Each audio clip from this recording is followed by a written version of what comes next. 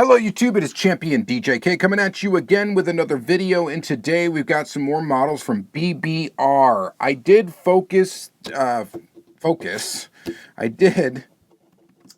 do a video focusing on the MC12 from BBR when it came out, and I got two more MC12s.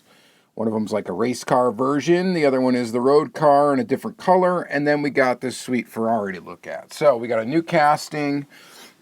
Well, really all these are new castings. So we are going to take a look at this. BBR, if you're not familiar with them, essentially believe they're manufactured by Mini GT is actually who makes them, TSM model. But this particular one, this is actually produced under license of Matchbox Group, Maisto and Barago, but it's a BBR model. And it's actually, I believe, the casting design and all that stuff is actually TS or True Scale Miniatures, I think. That's the way all that all works. But it is an officially licensed Ferrari product. And then that's, I think Matchbox Group has made more money on subleasing the Ferrari license than actually making Ferraris themselves, is what it seems like. But pretty nifty. We've got this. We've got these Maseratis. We're actually going to take a look at... We'll do the Maseratis first. And we're going to start with this one here. So this is the standard MC12. The first version of this that we got was in the kind of quintessential color of it, which was a white and blue, and then this one we got is a little bit different. So these come packaged cellophane wrapped like this. They are a little bit more expensive than Mini GTs, and that's probably something to do with the licensing and all that stuff is the reason why they're more expensive. So you notice you haven't seen any Maseratis come out under the Mini GT brand, right? But we have seen a Maserati, of course, come out under BBR. So that's kind of the way this is working. It's like a licensing arrangement. I don't know, something like that. I'm not in the business of making diecast, so I can't really comment all that intelligently, but I do the best I can here. So let's go ahead and open this up and check it out. Let's adjust our camera angle just a little bit downward so we can get a little better look at this car. And we'll check it out. So the packaging's a little bit more fancy than Mini GT. You got the like blister that holds the car in, and then you got this kind of more elaborate slide out box. It's kind of similar sort of to Kaido House stuff, but pretty nifty there. So we'll just set that box over there, and then we'll pull the car out. And there you have it. Oh man, just a gem of a model. This Maserati. Actually go like this for now. We'll just put this right back in. It's cool because of course you can store the car. You got that storage built right in, and you guys know from watching my channel, if you watch it frequently, that I am a huge fan of that. It's got kind of that oily residue on it that you get often with new diecast. And taking a look at the detail of this thing, it is like a metal flake blue. We got the Italian flag colors there, Maserati logo. The wheels look pretty good. Metal base, metal body, screwed together, rubber tires. It rolls really well. And we got the rear of it here. So this is a pretty nice looking model. You got a bunch of detail in the interior as well. Very nice looking model. Oh, we also get a reflective surface on the mirrors, and the mirrors are actually a hard plastic on this one, not like the rubberized stuff that you typically would get with a Mini GT. But yeah, so I think that's how this works. You guys can correct me if I'm wrong. I believe that these are manufactured actually by Mini GT, or Mini GT does the casting design, something like that. I think Mini GT does some casting designs for a couple other diecast companies as well, but kind of neat. So really cool, nice little 1/64 scale. Not really a little car, it's actually quite a long car. 1/64 scale Maserati, and one of the coolest cars, really coolest looking cars of all time, in my opinion. So this is like the same car, I think, as like the Jaguar XJ220 or something like that. Is that right? Just like a different body on it almost. I thought that was the case. Again, could be wrong. We just care about how the car looks, and I think it looks rather good. All right, moving on. We'll look at the other MC12. Now, this is like the GT version or something. Not super familiar. We're going to just, here, we'll set that car up there for now, and then we'll open up this guy.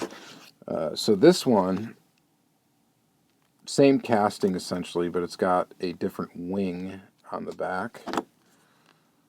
So that'll be kind of fun to check out. Oh, that's interesting. It says it's supposed to be $15. And I know I paid more than $15 for this, because these typically are more than 15 bucks. But maybe in some other countries, I don't know, $15. All right, this is the Maserati MC12 Competizione 2008 FI 24-hour Spa J&B Racing number 15. So this is going to be a legit replica of a real race car of the past. So, and I'm a huge fan of that lately. I just a big fan of getting race cars, and mostly older race cars I think are really cool.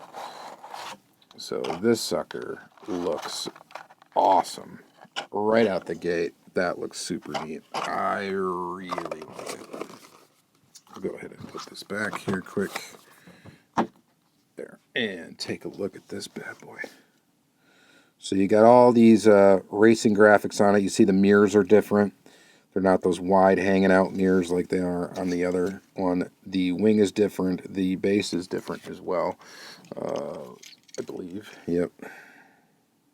So exhaust is different. Headlight, the taillight placement I think is basically the same. I just realized that this might be missing a red taillight. Look at, you got red right there, and then just chrome right there. It doesn't have the red. So that might be a goof.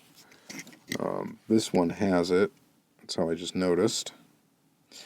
But there you go, Maserati logo there. The Maserati logo on this one is just a little slightly crooked on it in comparison to that one. Well, maybe it's pretty close.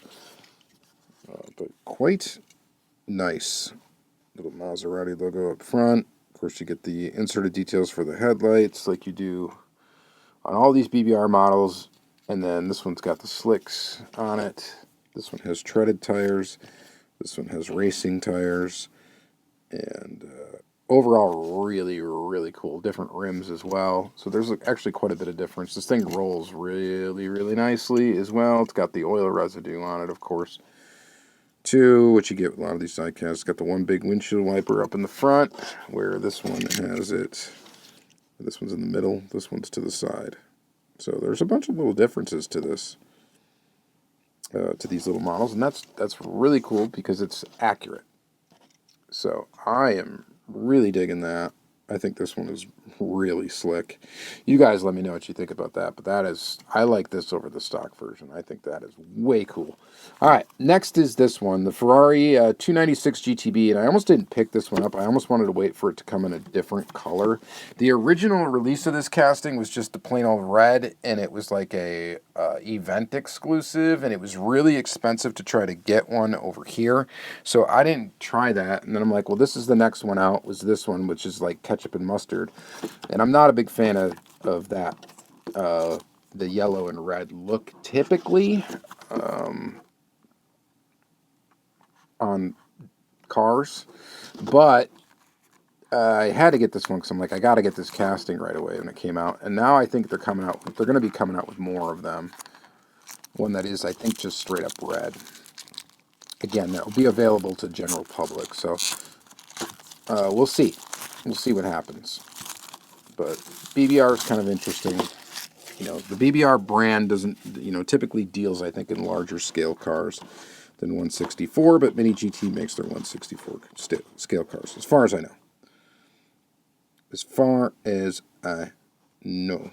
Ferrari licensing, official product, and here's the vehicle itself.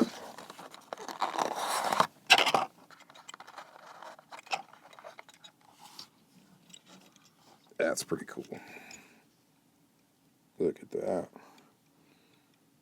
Engine detail you've got in there. I don't believe that opens. That would be really cool if it did. It doesn't.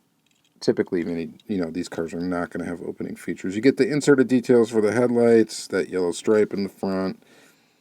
It's the thing I think that kind of looks goofy, but it's all right. You got carbon fiber looking thing there. Headlights look good. Taillights look good. The mirrors on this one are a hard plastic. This thing rolls very, very nicely.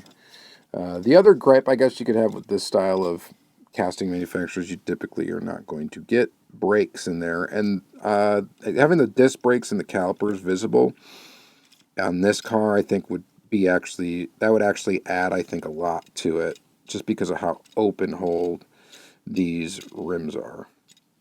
So I thought that Mini GT was going to start making cars with that feature, and I guess they just have not yet, because this would be a car for it right here.